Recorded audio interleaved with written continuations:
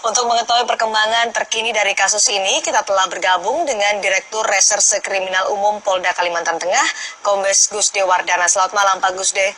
Selamat malam, Mbak. Pak Gusde, bagaimana kasus ini akhirnya bisa terbongkar hingga akhirnya ada penggerebekan terhadap kasus dugaan asusila ini? Ya, berawal dari tanggal 4 hari Rabu malam, kurang lebih jam 19.30, bahwa suami daripada saudari FY menyuruh suaminya ke Sampit atau ke Kodim, ke Ringin Timur, untuk mengambil sesuatu dengan berangkat bersama anaknya. Kemudian dia berangkat, tapi setelah sampai di rumah di Sampit, ternyata barang yang dicari itu tidak ada. Kemudian si suami ini berusaha menghubungi dari FY, istrinya, ternyata tidak bisa dihubungi. Dan akhirnya memutuskan malam itu kembali dilihat di rumahnya, ternyata rumahnya kosong dalam kondisi terkunci. Kemudian didatangi ke kantor tempat kerjanya, ternyata juga tidak ada.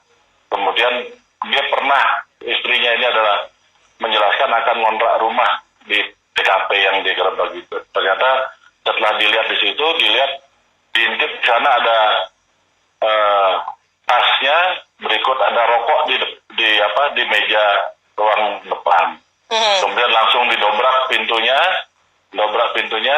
kemudian kebetulan pintu kamar utama yang mereka tidur berdua di situ nggak terkunci, sehingga dengan mudah dia melihat bahwa tertangkap tanganlah di sana layaknya pasangan suami istri dalam kondisi juga tidak berpakaian.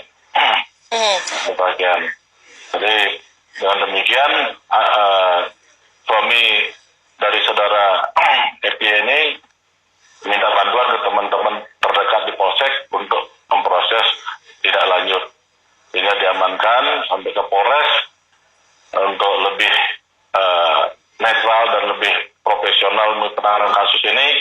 Akhirnya ditangani oleh Polda Kalteng. Oke, ditangani oleh Polda Kalteng, artinya sampai sejauh ini bagaimana proses hukumnya, Pak, terkait kasus asusila ini? Proses masih langsung berjalan dengan layak, mestinya sudah tingkatkan ke penyidikan, kemudian ditetapkan sebagai tersangka, dan juga mengamankan beberapa alat bukti, barang bukti, kemudian juga kita mintakan visum, dan juga pemeriksaan olah TKP juga tadi sore olah TKP ulang untuk mencari bukti-bukti pendukung lainnya terkait dengan perzinahan ini. Meski sudah jadi tersangka, tapi tidak ada penahanan ya, Pak, terhadap dua orang ini, bupati dan wanitanya. Ya, sesuai dengan ini pasal di situ hanya ancaman 9 bulan, Mbak. 9 bulan di bawah 5 tahun. Di bawah 5 tahun, artinya tidak perlu ada penahanan. Atas kasus dugaan asusila yang melibatkan pejabat negara dalam hal ini bupati, apakah sudah ada koordinasi antara Polda Kalimantan Tengah, Pak Gusde, dengan Kementerian Dalam Negeri? Sampai saat ini belum, Mbak. Tapi ke depan tetap kita akan berkoordinasi untuk menuntaskan permasalahan ini tentunya. Ada rumor yang beredar di masyarakat, Pak, ketika keduanya dijerat dengan dugaan tindakan asusila. Ada informasi beredar mereka sudah menikah siri dalam hal ini. Adakah yang perlu dijelaskan dari rumor yang beredar di masyarakat ini? Jadi begini, Mbak, memang ada rumor yang demikian, bahkan penjelasan daripada dua tersangka ini pun sama demikian, tapi perlu kita dalami. Namun tidak akan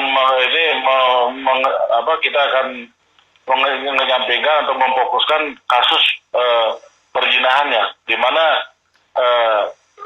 si pelapor terdukung dengan akte pernikahan tahun 2002, dan sampai saat ini belum ada proses cerai, sehingga fokus kita menangani kasus 284-nya. Walaupun itu rumor yang beredar dan juga pengakuan mereka ada pernikahan siri, tentunya Jadi akan semuanya ya itu hanya mengkelabui untuk membenarkan dirinya saja mungkin.